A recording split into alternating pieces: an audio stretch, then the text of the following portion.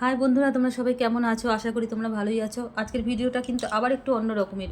তোমরা যদি তোমাদের ত্বককে উজ্জ্বল, তৈলাক্ত ভাব, সতেজ রাখতে চাও, তাহলে কিন্তু তোমাদেরকে অবশ্যই টক দই খেতে হবে প্রতিদিন 1 কাপ করে। 1 কাপ মানে এই 200 গ্রামের মতো ধরো। হ্যাঁ, দইটা কিন্তু অবশ্যই তোমাকে ঘরে পাততে হবে। দোকানের দই কিনে এনে খেলে কিন্তু চলবে না। দোকানের দই চলবে না এই কারণে, দোকানের দইটা দেখবে গাঢ়, খুব মাখনের মতো হয়। গাঢ় এই কারণে হয়, তারা কিন্তু গুঁড়ো দুধ মেশায়।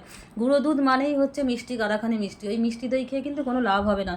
আর আমরা যারা ঘরে দই পাতি, আমরা কিন্তু ওই গুঁড়ো দুধ কিন্তু মেশাই না। নর্মালি আমরা দুধটা গরম করে যেইভাবে দই পাতার প্রসেস, সেইভাবেই আমরা দই পাতি। এই দইটা খেলে কিন্তু তুমি অবশ্যই লাভবান হবে। মানে তুমি যে ত্বকে যে তৈলাক্ত ভাব, সতেজ ভাব, এগুলো কিন্তু তুমি অবশ্যই পাবে।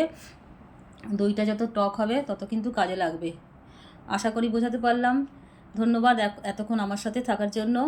তোমরা কিন্তু টক দই খেয়েও অবশ্যই, যদি ত্বককে সতেজ রাখতে চাও।